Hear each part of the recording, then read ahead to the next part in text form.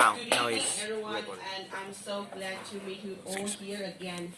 And I'm Andy, and I have been living in Valencia for about 18 months. And as 100% of Chinese, I truly envy Spanish people, not only because they are fluent in Spanish, but also they have endless vacations.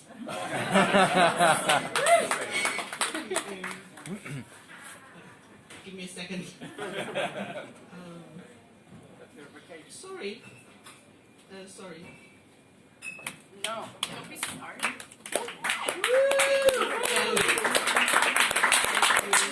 And when I came to Spain, I realized that they even have something called bridge holidays. For example, if their public holiday falls on Thursday, and the local government will give them a Friday, so they have 4 days off in the end. As a middle-aged lady, I never heard about that the government was giving the taxpayers a holiday without they having to pay any price. And they even have the Spanish August. Yeah. In China, we have an amazing vacation system called Living Low, LIEU Low. And let's take Chinese Spring Festival as an example. We take 7 days off for this most important festival in China, in Chinese culture. But we have to work 9 days in a row before or after this festival. Wow. Hard Chinese, right? Yeah. Because because the real public holidays is only 3 days long, but to get us spend more money, the government will put together a weekend close to that 3 days. So now we have a 5 days holiday, right? And that means it definitely will extend to another weekend. So it gives us 7 days off in total in the end.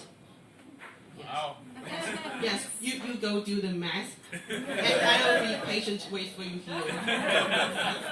Yes, that's why Chinese are all good at doing the applied mathematics.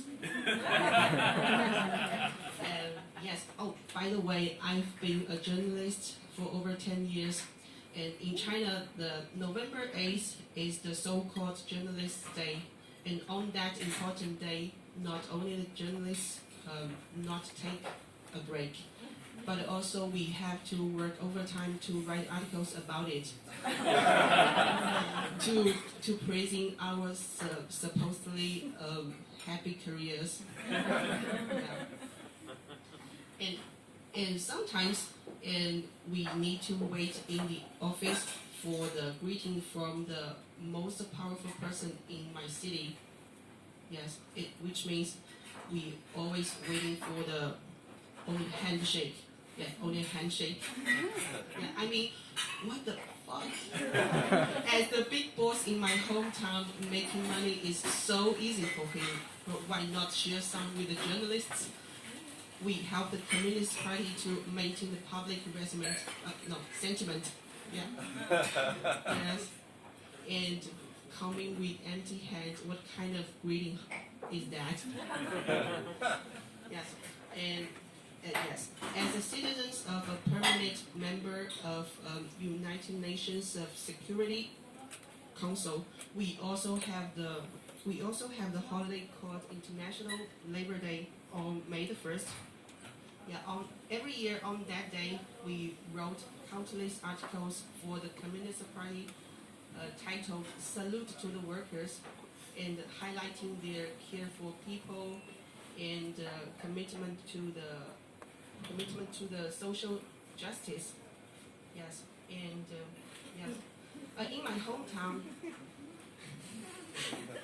In my hometown, it's one of the most economically developed region in China. However, but the lowest wage is even less than 200 euros. Yes. But on May the 1st, the people, it means the people work the longest hours but earn the least. on May the 1st, they suddenly become the most important people in the country. Yeah,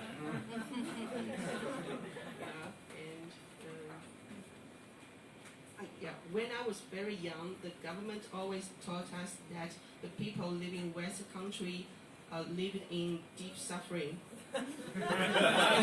Yeah, but now look who is really living the deep suffering in 2024. Yeah, sorry.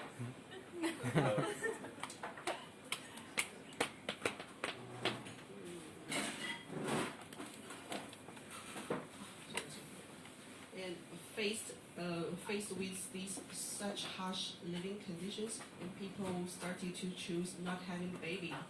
And as a former journalist, I have to say that low birth rate is a global issue. To get more young taxpayers, and U.S. and Europe will give money to the young parents, yeah, or impose the higher taxes to the single individuals. But that makes sense. But do you know what happens in China?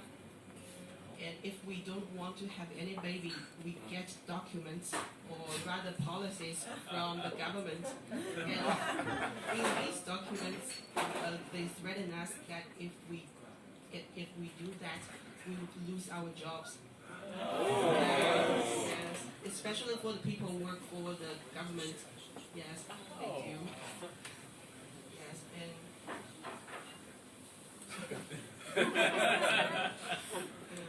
yeah, but how ironic it is, because in 80s and 90s,